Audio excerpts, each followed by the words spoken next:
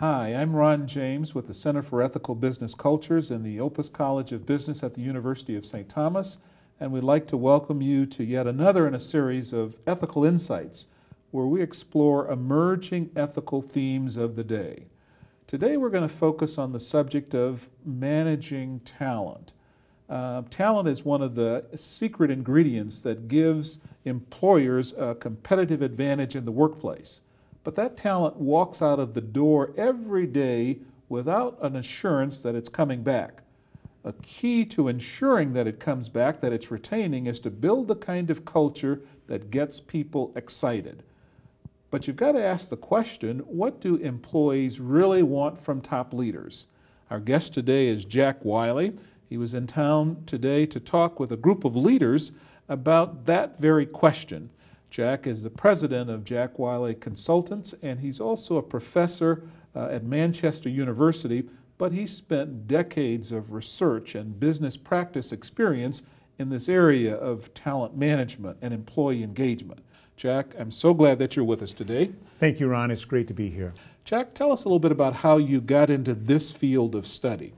Oh, thanks, Ron. My background is really as an industrial organizational psychologist, and I would say that I spent the bulk of my career helping organizations use insights from employees and from customers to make improvements in their operations. So over the course of that career, I was able to establish a database where we could control the types of questions we asked people. And I began collecting information about what employees most want from their employers and from their top leaders. So now I'm in a position in my career where I can thoroughly analyze those data to help gain some insights. Jack, tell us a little bit about what your research has been revealing then, please. All right, so the basic research question was, to employees, what is the most important thing you want from your top leader? And we were in the very fortunate position of being able to analyze data that were drawn from samples of employees in 22 countries around the world. These countries, or their economies, represented 80% of the world's gross domestic product. And we were very conscious about drawing samples that were representative of the workforces within those countries. Here's what we found. Employees fundamentally want three things from their top leaders. Number one, they want to be inspired. Number two, they want to be respected. And number three, not surprisingly, they want to be rewarded. That's fascinating, Jack. Let's take them one at a time. Tell us a little bit more about what you found in the inspire area. Right.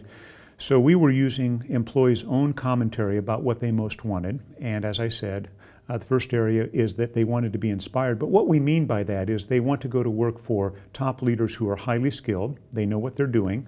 Number two, they establish a clear direction for the organization. That is, how are we going to succeed in this competitive marketplace? And number three, that they're very transparent and honest in their communication. Those are the top leaders that employees want to go to work for. In effect, this is appealing to the minds of employees, inspiring them to higher levels of employee engagement and commitment. Okay.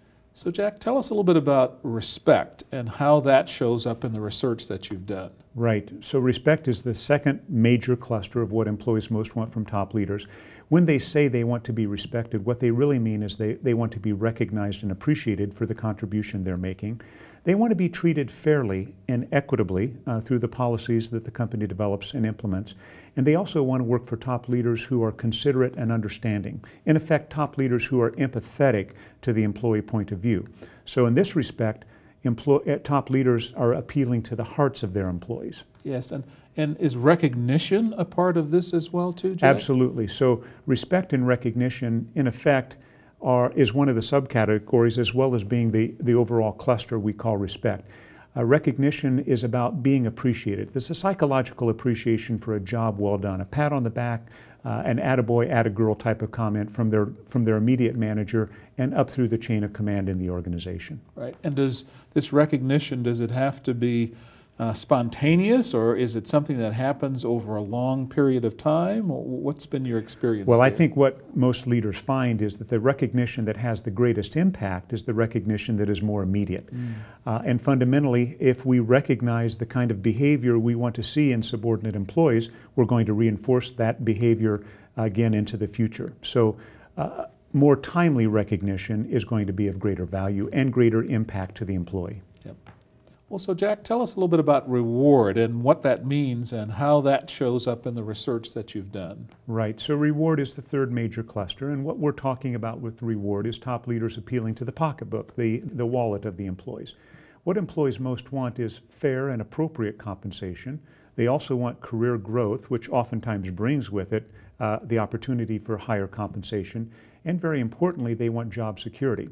Maybe not a popular topic for organizations to talk about, but in the realm of everyday life of employees, they want to be able to put a roof over the heads of their families, put food on the table, and meet their family obligations. So reward is really about fair and appropriate compensation, career growth, and job security. Okay. So Jack, does reward always mean financial, money, or is there some other way that employees think about this reward? Right, what they were saying is that they want to be paid fairly and appropriately. And so when we peel back on what they mean by fair pay and how that is really achieved, what we've come to understand is that employees in fact are going to say that they are paid fairly if they understand how their compensation is determined, how they can maximize their take-home pay, and also if they believe they work in a pay-for-performance culture. That actually does more to drive a sense of fair pay than the actual level of pay they receive. So that means that this fair pay is about more than just the money that they actually receive. Right. When we analyzed what causes employees to feel that they're paid fairly, what we actually found was that the way in which the pay practices are implemented matters a lot more than the actual pay level. What employees are really seeking is to understand how their pay is determined, what they need to do to maximize their compensation, and they want to work in a pay-for-performance environment. That is, those people who do a better job and contribute more significantly to the success of the organization are the ones who are going to be paid more and receive higher levels of merit increase. So Jack, why should leaders care about this? Does this really make a difference in terms of the impact that they can have on the organization? Right. So this is sort of the so what and who cares. It's one thing to learn about what employees most want from their top leaders. It's another thing to care about that. Why should they care?